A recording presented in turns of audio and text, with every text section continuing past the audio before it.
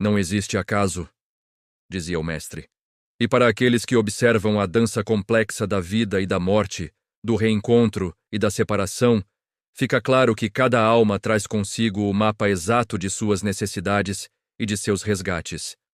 O corpo físico é apenas a tela onde a alma projeta as sombras e as luzes de tudo o que viveu. E no caso do pequeno Daniel, de apenas 5 anos, essa projeção era tão nítida, tão dolorosa, que atravessava a barreira do tempo com uma força assustadora. Ele era um menino de olhos grandes e profundos, dono de uma sensibilidade que beirava o insuportável para os padrões de sua idade. Lígia e Pedro, seus pais adotivos, eram o retrato da dedicação. Haviam lutado anos para tê-lo e o amavam com uma devoção que parecia capaz de mover montanhas. Mas havia uma sombra constante na vida de Daniel. Uma fobia, um terror, que a medicina tradicional não conseguia diagnosticar nem acalmar. O medo não era de escuro, nem de monstros inventados. O pânico de Daniel se manifestava sempre que ele se sentia minimamente separado de Lígia, mesmo que por um instante. Se ela ia ao correio, ele entrava em um estado de crise respiratória. Se Pedro o deixava na escolinha, o choro não era de manha, mas de desespero genuíno, como se o portão de ferro estivesse se fechando. Não apenas sobre a ausência momentânea, mas sobre um abandono eterno. Os médicos falavam em ansiedade de separação extrema, talvez trauma de nascimento. Receitaram calmantes leves, mas Daniel parecia reagir mal a qualquer tentativa de sedação. Aos poucos, as crises começaram a vir acompanhadas de murmúrios. Palavras desconexas que soavam estranhamente adultas e desesperadas. Lígia lembrava-se perfeitamente da primeira vez que a descrição daquele pesadelo veio à tona com clareza. Daniel estava com febre alta, uma gripe forte, e delirava na cama. Ele não chamava por ela, nem por Pedro. Ele chorava por "Mamãe, não! O frio está entrando." E então ele descreveu, com a riqueza de detalhes que só a memória da alma permite, o cheiro de pinho molhado, o barulho do cascalho sob os pneus e a terrível cor azul escura do carro que se afastava. Pedro, cético por natureza, tentou racionalizar. Ele viu isso em algum filme, Lígia. É a imaginação dele. Mas Lígia sabia que não. Ela sentia a vibração da verdade naquelas palavras. Daniel não estava inventando. Ele estava revivendo. O ponto de virada veio quando Daniel começou a desenhar obsessivamente. Não eram desenhos infantis de sol e casa. Eram desenhos repetitivos de um lugar, um caminho de terra, ladeado por árvores altas e escuras, e no centro uma figura pequena, curvada, olhando para o rastro de poeira de um veículo. No canto do papel, invariavelmente, ele desenhava um objeto pequeno, que Lígia demorou a identificar. Uma lanterna de metal, dessas antigas, com um foco amarelo. Foi Pedro quem finalmente sugeriu a casa espírita. Não por convicção, mas por exaustão. Eles haviam esgotado todas as vias da ciência. Precisavam de uma explicação que fosse além do corpo físico. Uma explicação para aquela dor que parecia não pertencer à infância de Daniel. Na casa, eles encontraram Dona Cecília, uma médium de idade avançada e olhar sereno, cujo trabalho era justamente o de decifrar os nós kármicos trazidos para a encarnação atual. Ao ver Daniel, Dona Cecília não perguntou sobre a fobia, nem sobre os desenhos. Ela apenas segurou as mãozinhas frias do garoto, fechou os olhos e suspirou. Um suspiro profundo que parecia vir de muitas eras. Ele traz a memória da dor do desamparo, meus filhos, disse ela, a voz baixa, mas firme. Uma dor tão intensa que se cristalizou na alma e se manifesta como medo de morrer de frio e de solidão. Ele foi abandonado, e a alma não registra o abandono como um evento passado, mas como uma ameaça constante no presente. Lígia e Pedro se entreolharam. Aquilo era muito mais do que eles esperavam ouvir. Dona Cecília explicou que muitas vezes, quando a morte ocorre em um estado de choque ou trauma profundo, como o de uma criança pequena deixada sozinha em circunstâncias fatais, a alma não consegue processar o fim da experiência. Ela se fixa naquele momento de dor lancinante. E ao reencarnar, a criança traz consigo a impressão digital daquele trauma, esperando que a vida atual ofereça o antídoto ou a reparação. O tratamento de Daniel começou com o evangelho no lar e o passe magnético, visando acalmar o perispírito agitado. Mas o progresso era lento. A alma de Daniel, ou melhor, a memória de seu eu passado, parecia desconfiada e resistente. Uma noite, durante uma sessão de desobsessão de emergência, pois a crise de Daniel havia se agravado após um passeio em um parque que, misteriosamente, tinha o mesmo cheiro de pinho que ele descrevia. Daniel entrou em um estado alterado de consciência. Ele não estava dormindo, mas seus olhos estavam fixos, olhando para um ponto distante, como se estivesse revendo uma cena de cinema projetada na parede branca. E foi aí que o narrador, o eu abandonado, começou a falar através da boca do garoto. A poeira... Eu engoli a poeira. A voz era ligeiramente mais aguda, com um sotaque que não era o de São Paulo, onde moravam, mas que soava caipira, antigo, de uma região mais interiorana. O cascalho machucava os pés descalços. O carro não parou, papai. Ele não viu que eu corri atrás.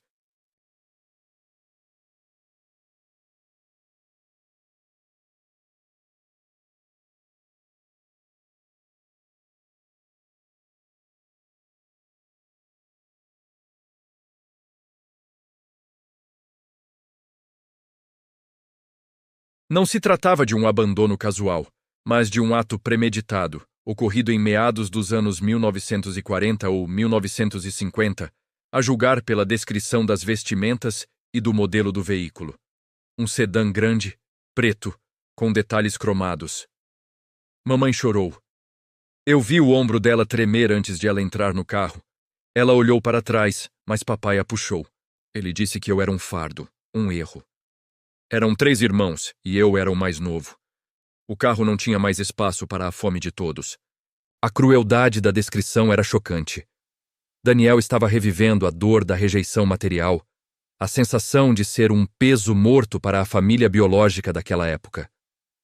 Dona Cecília, que estava presente, pediu que Lígia e Pedro mantivessem a calma. Não o interrompam. Ele precisa externalizar isso. O espírito aprisionado no trauma precisa saber que agora existe amor, que o ciclo se quebrou. Daniel, agora mais calmo, mas ainda sob o domínio da memória, detalhou o local. Ele falou sobre um velho armazém abandonado que ficava próximo e um rio que corria com força, cujo som o apavorava.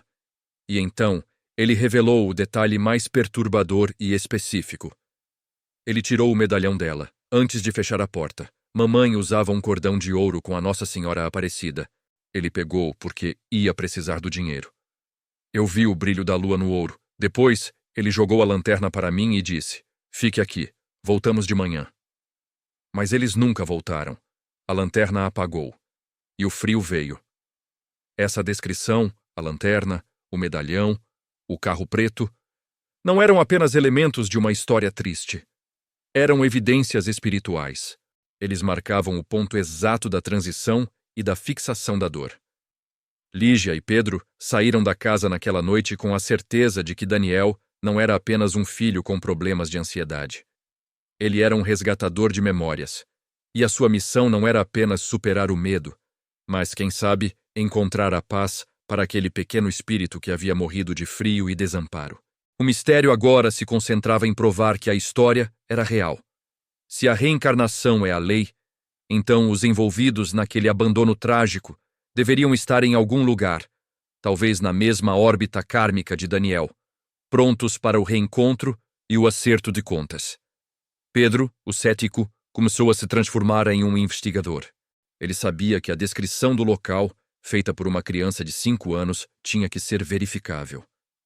Ele começou a pesquisar mapas antigos e registros de estradas rurais do interior de São Paulo, buscando o cruzamento de um rio caudaloso com uma estrada de cascalho e, crucialmente, a existência de um armazém abandonado na região. A tarefa era monumental, como procurar uma agulha em um palheiro de séculos. Mas a dor nos olhos de Daniel era o combustível. Enquanto Pedro se afundava em arquivos e microfilmes em bibliotecas regionais, Lígia concentrava-se em Daniel, tentando curar a ferida da rejeição através do amor incondicional. Ela percebeu que Daniel tinha uma aversão particular a um tipo de música. Aquelas modas de viola antigas, que pareciam evocar o clima da época de seu trauma. Um dia, ao folhear um álbum de fotos de família de Pedro, Daniel reagiu de uma forma nova. Ele apontou para uma foto antiga, amarelada, que mostrava o avô de Pedro, já falecido, em frente a um carro. "O carro é parecido, mamãe", disse Daniel, a voz apenas um sussurro. "Mas não é o mesmo. O deles era mais brilhante, e o homem que me deixou não tinha esse olhar bom." O trauma era tão específico que envolvia a memória visual do agressor. Daniel não apenas lembrava do abandono, ele lembrava dos rostos, e isso era a chave para o resgate. Dona Cecília orientou Lígia. "A alma de Daniel não terá paz completa até que ele possa, de alguma forma, perdoar ou entender o motivo do ato. O universo não opera por vingança, mas por lição. Se ele foi abandonado, ele precisava passar pela experiência do desamparo extremo. Se o outro agiu com crueldade, ele precisava aprender a lei do amor. E a lei do amor se manifestava na vida atual de Daniel através de Lígia e Pedro, que representavam a reparação. Eles eram o porto seguro que o eu passado jamais teve. A investigação de Pedro levou meses e era financiada pela fé de Lígia. Ele viajava nos finais de semana para cidades históricas, mostrando o desenho de Daniel a moradores antigos, a fim de tentar localizar o armazém. Finalmente, em uma pequena cidade do Vale do Paraíba, ele encontrou uma pista. Um senhor muito idoso, que trabalhava na prefeitura, reconheceu o desenho do armazém. "Isso aqui", disse o senhor, apontando para o desenho do menino, "é o armazém do seu nonô. Ficava na estrada velha, antes de asfaltarem. Tinha um rio que passava forte ali. Nos anos 40, era um lugar muito ermo, de difícil acesso.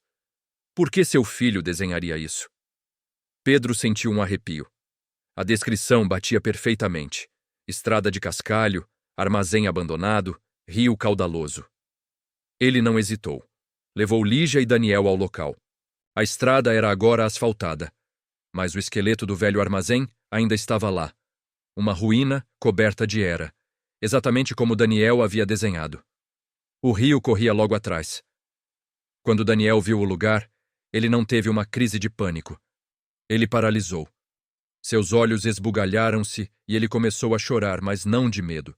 Era um choro de reconhecimento profundo, de tristeza resolvida. "É aqui", ele sussurrou. "Eu esperei aqui. O frio era tanto que eu via o meu sopro." A confirmação física do trauma liberou algo em Daniel. Era como se a alma tivesse gritado: "Sim, eu não imaginei. Foi real. Agora podemos seguir em frente." Mas a história não parava na confirmação do local. O mais importante era entender quem eram os pais biológicos daquela vida, o casal que havia cometido o ato de desamparo, e quais eram seus elos com a vida atual de Daniel. O universo não permite pontas soltas. Se a dor foi tão grande, o resgate também seria proporcionalmente dramático. Dona Cecília, consultada novamente após a visita ao local, explicou que a alma de Daniel, ao revisitar o ponto de seu trauma, havia liberado mais fragmentos de memória, fragmentos que estavam sendo projetados em seu sono. Daniel começou a falar sobre os nomes. O nome da mãe era Dora e o do pai, Augusto, e ele lembrava-se do nome do irmão mais velho, o único que havia demonstrado alguma afeição por ele antes do abandono: Elias. Os nomes eram comuns, mas agora o foco da investigação mudava do onde para o quem. A busca era por Dora e Augusto, um casal que teria abandonado um filho pequeno no interior de São Paulo por volta dos anos 40 ou 50. Pedro, usando a data aproximada e a região, começou a vasculhar registros de nascimentos e casamentos da época.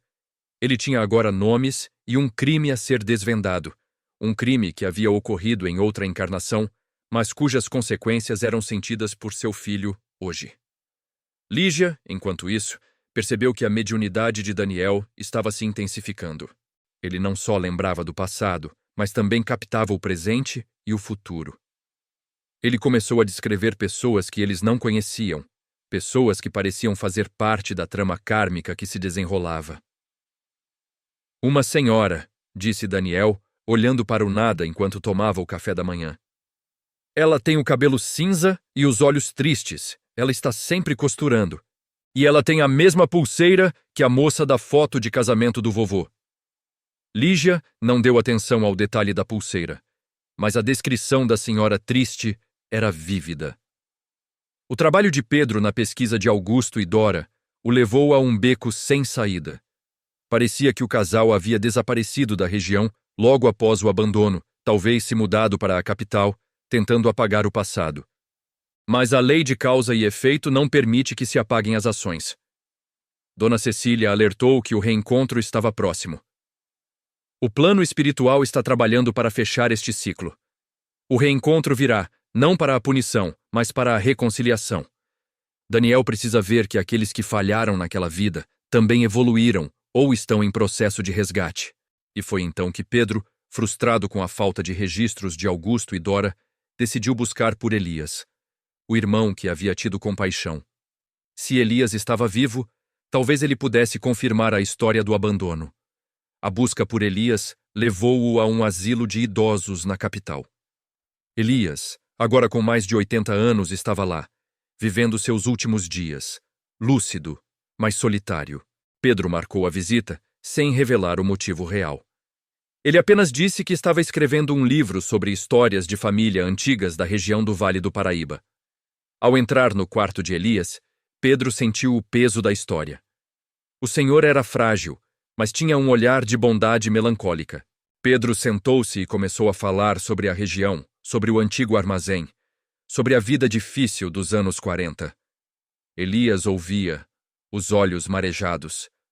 Tem certas memórias, disse o idoso, a voz rouca, que a gente carrega como um peso de chumbo. A gente tenta esquecer, mas o coração não deixa. Pedro então arriscou. O senhor lembra de alguma tragédia familiar, de algum segredo que a família guardava? Elias hesitou, mas a dor era maior do que o segredo. Lembro. Lembro da minha mãe, Dora. Lembro do meu pai, Augusto.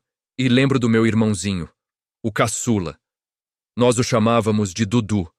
Ele era lindo, mas nasceu doente, e meu pai não aguentou a pressão da miséria. Ele o deixou na estrada velha. Disse que era melhor para o menino, que Deus cuidaria. Mas Deus só cuida de quem faz a nossa parte. Dudu. O nome verdadeiro do pequeno espírito abandonado era Eduardo, mas a família o chamava de Dudu. Daniel era apenas o nome desta encarnação. Elias confirmou cada detalhe. O carro preto, a lanterna, a briga dos pais, a mãe chorando e o pai puxando-a de volta. Pedro sabia que tinha encontrado o primeiro elo. Mas a pergunta que queimava em sua mente era: onde estavam Dora e Augusto? Eles haviam reencarnado? Eles estavam vivos? Ao voltar para casa, Pedro contou a Lígia sobre Elias. A confirmação da história trouxe uma onda de alívio e temor. O mistério estava se aprofundando. Eles tinham a vítima e o cenário. Faltavam os agressores. Lígia, porém, lembrou-se do detalhe que Daniel havia mencionado. Uma senhora. Cabelo cinza, olhos tristes. Ela tem a mesma pulseira que a moça da foto de casamento do vovô. Pedro coçou a cabeça. Que pulseira, Lígia? Nunca vi pulseira em foto de casamento do meu avô. Ele era muito simples. Lígia correu até a estante e tirou o álbum de fotos. A foto era antiga, preto e branco, mostrando os avós de Pedro jovens no dia do casamento. E ali no pulso da avó, havia uma pulseira de contas escuras, muito delicada e antiga. Lígia olhou para a foto, a respiração suspensa. Daniel não havia falado da avó. Ele havia falado de uma senhora que estava sempre costurando e que tinha os olhos tristes. Daniel havia dado uma pista sobre a identidade de uma das almas envolvidas no drama. E essa alma estava muito mais perto do que eles imaginavam, misturada à própria família de Pedro. O acaso, realmente, não existe. A teia do karma é tecida de forma minuciosa, garantindo que os atores da peça se reencontrem quando o momento da redenção chega. Daniel, o menino abandonado como Dudu, estava prestes a cruzar o caminho de seus pais do passado, e a revelação seria tão íntima quanto dolorosa. E o fio condutor, o elo que os unia, era algo que Lígia e Pedro jamais poderiam ter previsto. O que Daniel via e sentia era a preparação para um acerto de contas espiritual, onde a vítima e os algozes seriam colocados lado a lado, não pelo julgamento, mas pela evolução da alma. O que ele descrevia, a senhora de olhos tristes, costurando, com aquela pulseira, seria o próximo passo na jornada de Daniel. Ele não precisava apenas perdoar Augusto e Dora. Ele precisava descobrir quem eles eram agora. E a quem ele estava ligado nesta vida, através dos laços de família e de amor que a reencarnação havia providenciado para a cura. A verdadeira lição do abandono era o reencontro. E o reencontro, na lei do retorno, muitas vezes se dá sob o mesmo teto, para que a dívida seja quitada com amor e compreensão. E o tempo de Daniel estava chegando. Pedro ficou parado, olhando fixamente para a imagem granulada da pulseira no pulso de sua avó, uma senhora que ele só conhecera na velhice, sempre doce e um tanto melancólica. O nó em sua garganta era físico, e o silêncio na sala parecia absorver toda a luz. Ele sentia que não estava apenas vendo uma foto antiga, estava testemunhando a precisão da lei de causa e efeito em tempo real. Não era possível que Daniel tivesse inventado o detalhe da pulseira. O garoto jamais havia mexido naquele álbum, e pior, sua avó já havia desencarnado há quase uma década. Lígia, por sua vez, sentiu um arrepio gélido que não vinha do frio. Se o laço era com a família de Pedro, significava que o drama não se desenrolava em um passado longínquo e desconectado. O drama era familiar, talvez até genético, carregado no inconsciente dos descendentes. Ela levou a mão à testa, tentando organizar a avalanche de informações. Daniel não via a avó de Pedro no presente. Ele a via em algum lugar do plano espiritual. Ou talvez, e isso era o mais assustador, a via como ela se manifestava na lembrança de Dudu.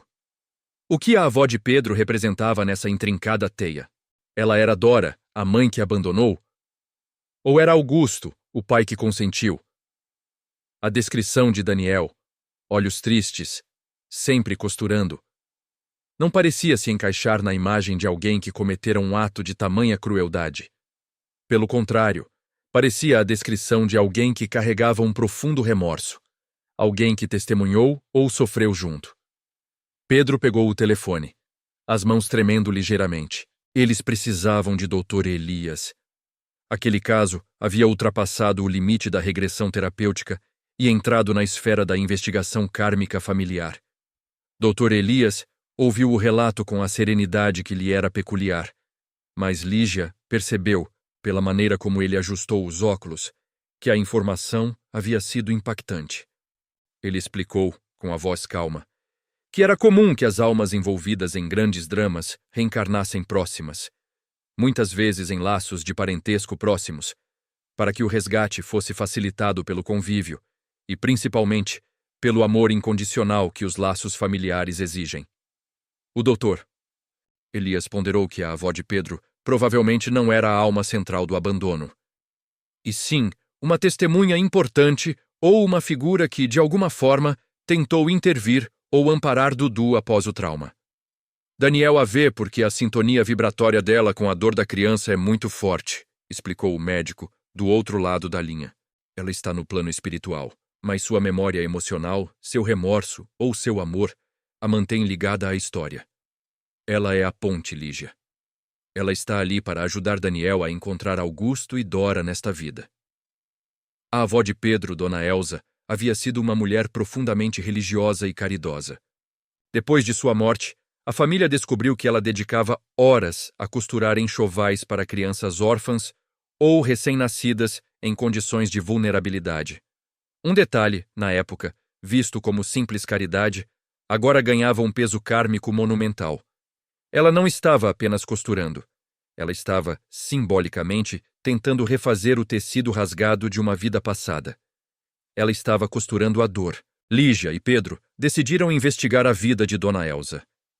Eles se deram conta de que sabiam pouco sobre a juventude dela, que havia sido marcada por uma mudança abrupta de cidade logo após o casamento. Pedro procurou seu pai, que era o único filho vivo de Dona Elsa. O pai de Pedro, um homem cético e prático, relutou em entrar em detalhes. Mas a insistência de Pedro sobre a necessidade de entender a história da família para Daniel, que era sensível, acabou surtindo efeito. O pai de Pedro, sentando-se com o álbum de fotos na mão, lembrou-se de um período específico. Sua avó nunca gostou de falar daquele tempo, começou ele, a voz baixa. Ela morava em uma cidade pequena, no interior, antes de conhecer seu avô. E lá ela tinha uma grande amiga, uma vizinha chamada Dora. Sua avó era muito próxima dela, como irmãs. O nome ressoou no peito de Lígia como um sino de alarme. Dora. O nome da mãe que Daniel, como Dudu, descreveu ter o abandonado no banco da praça. A mãe que havia sumido com um homem chamado Augusto. O pai de Pedro continuou, mexendo em uma foto desbotada. Dora era jovem, casada com um homem bom, mas eles viviam muito apertados. Lembro que sua avó contava que Dora teve um filho, ainda muito jovem, e que o marido sumiu logo depois que o menino nasceu. Mas o que eu sei, e isso ela me contou já velha, é que Dora não aguentou a pressão. Ela se apaixonou por outro, um rapaz rico que vinha da capital, e fugiu. Abandonou o bebê. Dizem que o menino ficou com o pai por um tempo, mas depois ele também desapareceu e a criança foi parar em um orfanato. A narrativa do pai de Pedro era a peça que faltava. O garoto abandonado no passado era o filho de Dora, a amiga de Dona Elsa. E Dona Elsa, a avó de Pedro, era a única pessoa na família a carregar a memória daquele drama, o remorso por não ter conseguido ajudar Dudu ou intervir mais vigorosamente no abandono. Ela era, na verdade, a testemunha fiel do passado. A teia kármica se apertava. Daniel estava ligado a Pedro, não apenas por afinidade, mas pelo laço de Dona Elsa, que agora servia como catalisadora do reencontro. Se Dora foi a amiga de Dona Elsa, havia uma chance real de que a família ainda mantivesse algum tipo de contato distante, ou que houvesse rastros de Dora e de seu novo companheiro, Augusto, na história familiar. O abandono de Dudu havia ocorrido há mais de 40 anos. Eles teriam reencarnado, ou estariam ainda vivos, já idosos, prontos para o reencontro inevitável? Doutor, Elias orientou que a próxima etapa não seria mais a regressão, mas sim o reconhecimento. Daniel precisava encontrar as almas de Augusto e Dora no presente, mas eles não poderiam forçar o encontro. A lei do retorno agiria no momento certo, quando as vibrações estivessem alinhadas. Lígia e Pedro, agora munidos de nomes e de um contexto familiar, começaram uma investigação discreta. O pai de Pedro não tinha mais contato com Dora, mas se lembrou vagamente de que ela havia se mudado para o sul do país com um novo companheiro. O tempo passou e Daniel continuava a ter flashes. Seus desenhos ficaram mais específicos. Não era mais apenas a praça. Ele desenhava a casa da avó de Pedro, a velha casa no interior que Dona Elsa descrevera ao pai de Pedro. Ele desenhava Dora, mas não a Dora jovem da memória do abandono. Ele desenhava uma Dora mais velha, com rugas de preocupação, com os cabelos curtos e grisalhos, trabalhando em uma horta. Uma tarde, Daniel estava particularmente agitado. Ele estava no jardim, brincando com um caminhão quando parou.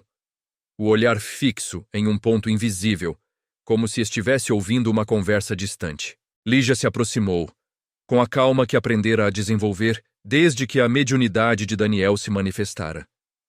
"O que você está vendo, meu amor?" ela perguntou suavemente. Daniel virou-se, os olhos de um azul profundo, cheios de uma sabedoria que não era dele. Ele não estava vendo a avó de Pedro, a testemunha. Ele estava vendo os atores principais. "Eles brigam muito, mamãe", disse o menino, a voz tensa. O homem grita que ela devia ter contado, que ele não queria ter feito aquilo com a criança. Mas ela diz que ele prometeu cuidar dela e que era o único jeito de ficarem juntos. O garoto estava sintonizando o drama de Dora e Augusto. Eles estavam vivos e estavam em conflito, carregando a mesma culpa, o mesmo segredo que havia marcado Dudu. O nome do homem, ele chama ela de Dora, e ela chama ele de Guto. Augusto havia se tornado Guto. Um apelido carinhoso, talvez, usado para mascarar o peso de um nome associado à traição e ao abandono. Lígia sentiu o coração acelerar. O reencontro estava próximo. O plano espiritual não estava esperando o desencarne para a redenção. Ele estava orquestrando o encontro na vida presente, para que a dívida fosse quitada com a maturidade e a consciência que o tempo e o sofrimento haviam trazido aos algozes do passado. O pai de Pedro, depois de muita insistência, lembrou-se de um detalhe crucial: o sobrenome de Dora. Era um sobrenome incomum, ligado a uma família de agricultores no interior do Rio Grande do Sul, região para onde Dora e Augusto haviam fugido. Com o sobrenome e o nome do companheiro, Guto, Augusto, a busca de Lígia e Pedro se tornou mais focada. Eles não usaram detetives nem métodos invasivos. Lígia, seguindo a intuição e a orientação do doutor. Elias usou a internet e redes sociais antigas, buscando conexões remotas de Dona Elsa. O que eles encontraram foi um perfil simples no Facebook de uma mulher idosa que vivia em uma cidade pequena do sul, com um nome de casada que parecia ser uma tentativa de disfarce social: Dora Almeida Costa.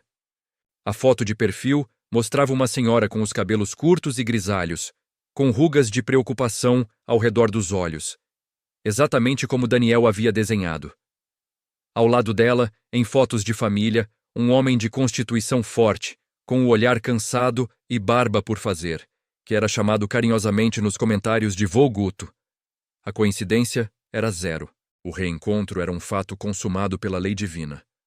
Augusto e Dora estavam vivos, envelhecidos, e aparentemente vivendo uma vida de paz aparente, mas Lígia sabia, pelas visões de Daniel, que a paz era apenas externa.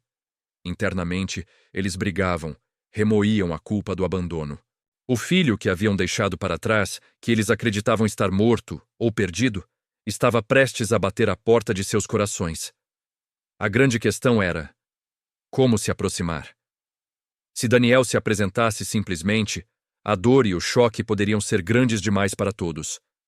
E o objetivo do reencontro não era o julgamento, mas a cura. Doutor, Elias sugeriu que eles fizessem a aproximação de forma indireta, através da caridade. Daniel, como Dudu, havia sido abandonado. O melhor resgate seria através de um ato de amor desinteressado. A cidade onde Dora e Augusto viviam era conhecida pela dificuldade de acesso a recursos básicos para crianças em situação de risco. Lígia, usando a desculpa de um projeto social de sua empresa, planejou uma viagem para o sul, levando Daniel consigo. A ideia era criar uma oportunidade de encontro que parecesse obra do acaso, permitindo que a sintonia espiritual de Daniel fizesse o resto. Pedro estava apreensivo. E se eles o reconhecerem? E se isso os destruir? Lígia o acalmou. Pedro, eles não vão reconhecer o Dudu, vão reconhecer a alma. E o que a alma deles precisa não é de destruição, mas de alívio. O alívio só vem com o perdão e o reconhecimento da dívida. A viagem foi marcada para a semana seguinte. Daniel estava estranhamente calmo e concentrado. Ele sabia que estava chegando ao destino final de sua busca. Ele não sentia ódio de Dora e Augusto. A terapia, a compreensão da reencarnação e a evolução de sua própria alma o haviam levado à compaixão. Ele os via como almas doentes, não como monstros. Ao chegarem à pequena cidade do Rio Grande do Sul, o ar era diferente, mais pesado, mais úmido, e Daniel respirava fundo, como se estivesse inalando memórias antigas. Lígia havia arranjado um contato com um centro espírita local que seria o ponto de apoio para a entrega das doações. Foi lá, na porta do centro, que o acaso, que não existe, agiu. Lígia estava descarregando caixas de roupas e brinquedos, com Daniel ao seu lado, quando uma senhora se aproximou, caminhando lentamente. Ela tinha os cabelos curtos e grisalhos, exatamente como no desenho de Daniel, e os olhos, embora não fossem tristes como os da avó de Pedro, carregavam um peso, um cansaço existencial. Era Dora. Ela havia sido chamada para ajudar na triagem das doações. E ali, na porta do centro de caridade, o reencontro planejado por séculos de lei kármica se materializava. Daniel parou de repente. Ele não olhou para o rosto da mulher.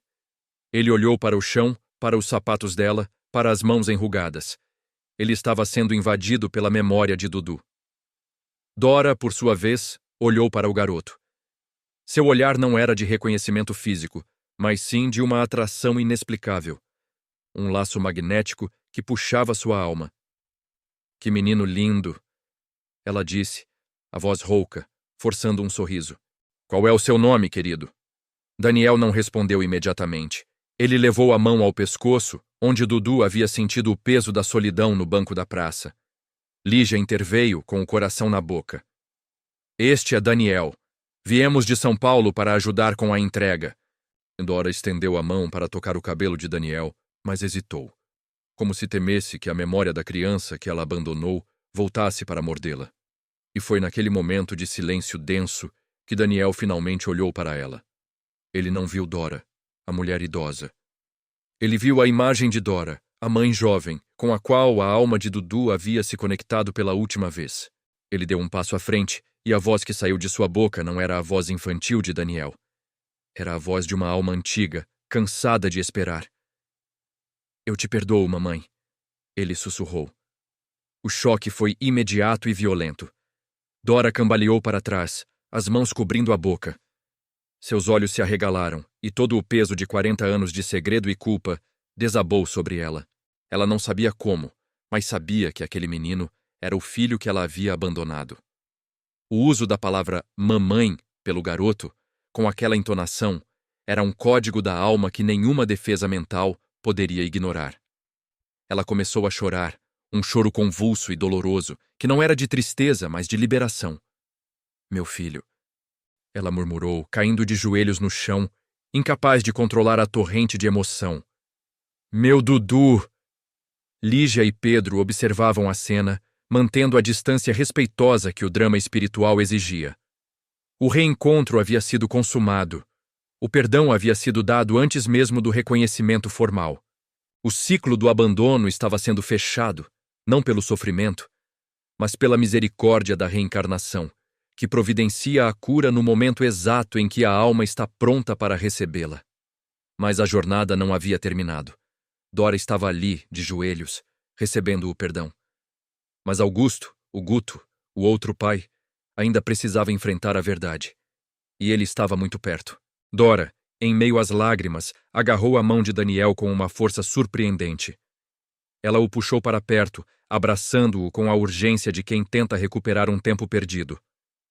Você está vivo, ela repetia, incredulamente. Nós pensamos que você tinha morrido. O nós incluía Augusto. Daniel, o Dudu reencarnado, não sentia repulsa. Sentia a libertação de Dora, e isso era suficiente. Ele a abraçou de volta, com a inocência de uma criança e a sabedoria de uma alma milenar. Eu precisava te encontrar, Dora, disse Daniel, usando o nome da mulher, e não a forma carinhosa de filho. Ele estava falando como Dudu, o adulto que havia morrido com o trauma. Eu precisava te dizer que não guardo rancor. Eu entendi que você estava doente, confusa. Lígia sentia a energia no ambiente vibrar intensamente. Era o amor curando a dor, mas ela sabia que a parte mais difícil estava por vir. Augusto, que agora vivia como Guto, era quem tinha imposto a condição do abandono para seguir com Dora. Ele carregava a culpa do instigador. Dora, ainda chorando, olhou para Lígia e Pedro, tentando entender quem eram eles. Lígia explicou, brevemente, que eles eram a família que o amparava e que Daniel havia trazido a lembrança de um passado muito doloroso. Guto, disse Dora, levantando-se, ainda trêmula. Ele está em casa. Ele precisa ver você. Ele vive com esse peso. Ele não tem paz. O peso da culpa não havia permitido que Augusto e Dora construíssem uma vida tranquila. O karma agia internamente, corroendo a paz. O caminho para a casa de Dora e Augusto foi curto. Dora guiava o carro de Lígia, falando incessantemente, desabafando décadas de silêncio e remorso. Ela contou que a culpa havia destruído a alegria do relacionamento. Eles haviam tentado ter outros filhos, mas nunca conseguiram. A vida parecia puni-los com a esterilidade emocional e física, como se o universo exigisse que o foco de seu amor e arrependimento fosse direcionado ao filho que abandonaram.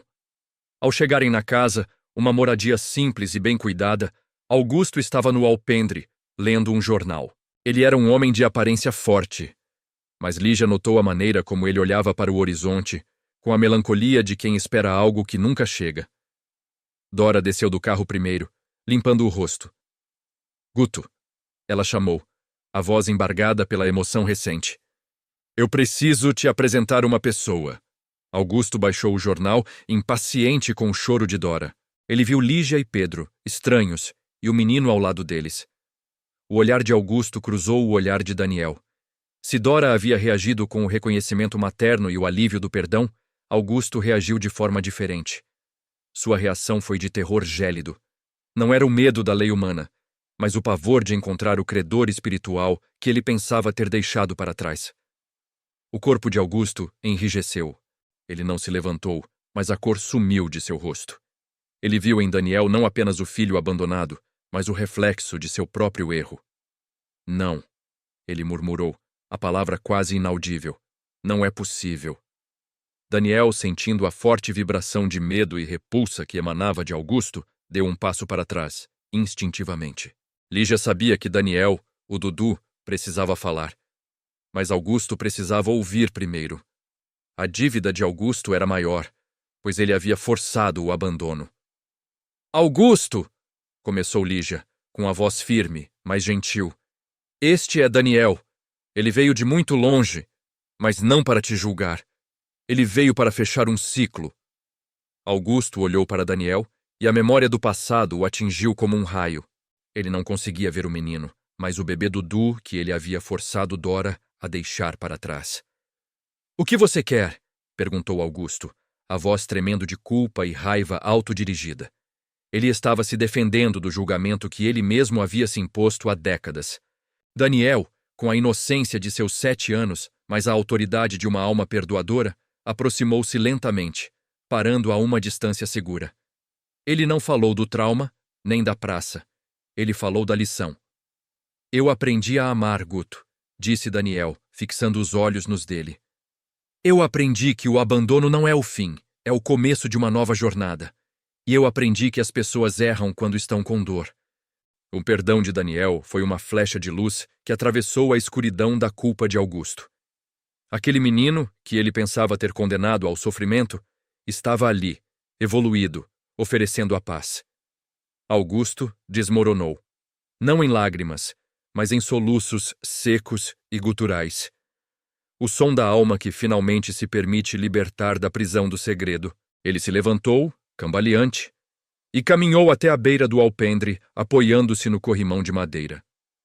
Meu Deus! Ele repetia, sem conseguir dizer mais nada. Meu Deus!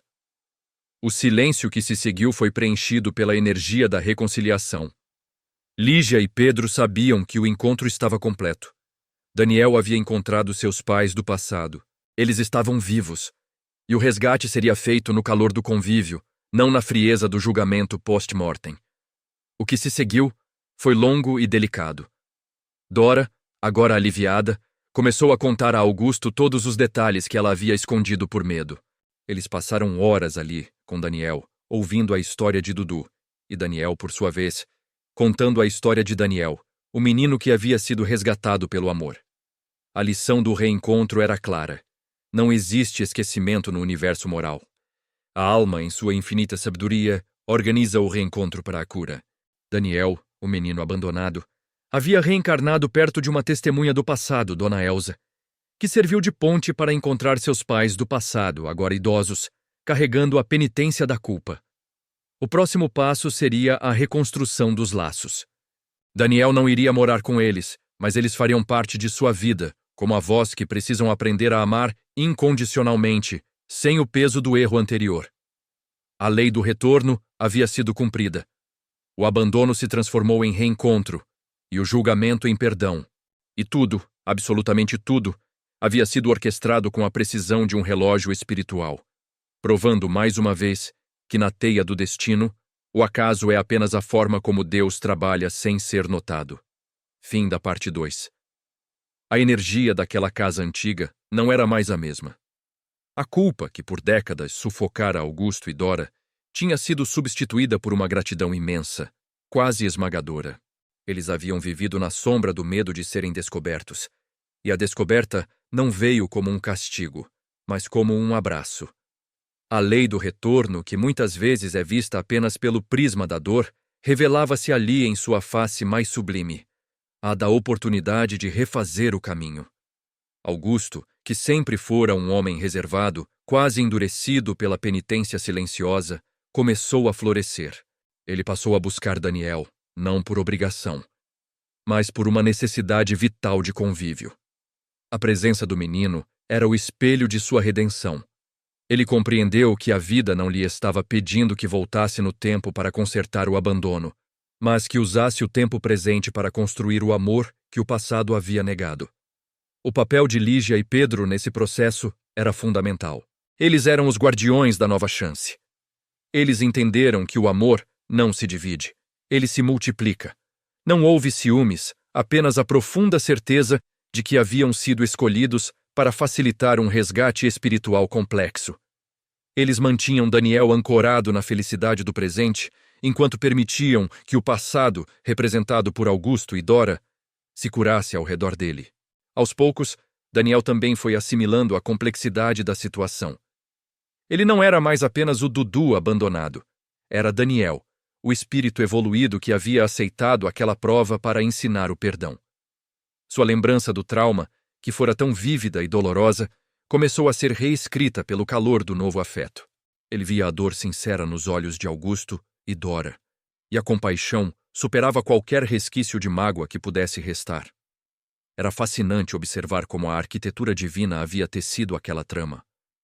O trauma do abandono havia ocorrido em um local específico, e o reencontro, anos depois, foi catalisado por Dona Elsa, que morava exatamente ali e que havia testemunhado, ainda que de longe, o desespero de Dora. Elsa, sem saber, havia guardado a chave da memória e da localização. Ela era o fio de Ariadne que o destino usou para guiar Daniel de volta à fonte da sua dor, transformando-a em luz. Nada era por acaso. A cada peça que se encaixava, a grandiosidade do planejamento reencarnatório se impunha. O que os estudiosos do espírito chamam de resgate kármico não é uma punição arbitrária, mas uma oportunidade meticulosamente planejada. Daniel precisava da lembrança da dor para que o perdão fosse consciente e potente. Se ele tivesse reencontrado Augusto e Dora sem ter a menor noção da dívida pretérita, o reencontro teria sido apenas social, sem a profundidade da cura espiritual. A memória, por mais que tenha causado dor inicial, foi o instrumento da liberdade para todos os envolvidos. Para Dora e Augusto, a penitência não era apenas conviver com o filho que haviam rejeitado, mas enfrentar a sociedade, os vizinhos, os curiosos que, sabendo da história, faziam perguntas veladas. Eles precisavam da humildade de aceitar os olhares, transformando a vergonha em testemunho. Eles começaram a se dedicar a obras de caridade, especialmente aquelas ligadas ao amparo de crianças em lares temporários. O ato de serviço se tornou o seu novo idioma de amor. Eles entenderam que o verdadeiro resgate da dívida se faz através da reparação ativa, e não apenas pelo remorso passivo. A vida de Daniel, por sua vez, continuou a ser um farol. Sua mediunidade, que havia sido o veículo para a revelação, tornou-se mais equilibrada. Lígia e Pedro garantiram que ele tivesse o acompanhamento necessário para lidar com a clareza de suas percepções. O centro espírita local passou a ser um ambiente de estudo e trabalho para o menino, onde ele podia entender que a comunicação com o plano espiritual não era uma maldição, mas uma ferramenta para o bem. A história de Daniel se espalhou na comunidade espírita como um evangelho moderno da reencarnação. Era a prova viva de que a justiça divina não é cega, mas clarividente e, acima de tudo, misericordiosa. O abandono era um fato, o perdão era uma escolha evolutiva. E o resultado dessa escolha era a paz. O tempo passou, e os laços se solidificaram. Daniel chamava Lígia e Pedro de pais do coração e Augusto e Dora de vovôs. Mas o significado ia além dos títulos. O amor que ligava as quatro almas era de uma complexidade rara, forjada na dor e temperada pelo sacrifício. Lígia e Pedro sacrificaram o ciúme, Augusto e Dora sacrificaram o orgulho, e Daniel sacrificou a dor. Em um final de tarde, enquanto Daniel visitava a casa de Augusto e Dora, sentado no mesmo alpendre onde o segredo havia vindo à tona, ele observava o pôr do sol. Augusto, já mais velho e sereno, sentou-se ao lado dele. "Sabe, meu filho", disse Augusto com a voz embargada pela emoção contida.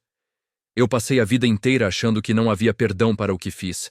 Eu vivi no inferno que eu mesmo criei." Daniel colocou a mão no braço enrugado do idoso. Não era mais a mão de Dudu, o rejeitado, mas a mão de um espírito que havia alcançado a maturidade do entendimento. O perdão já existia, vovô Augusto.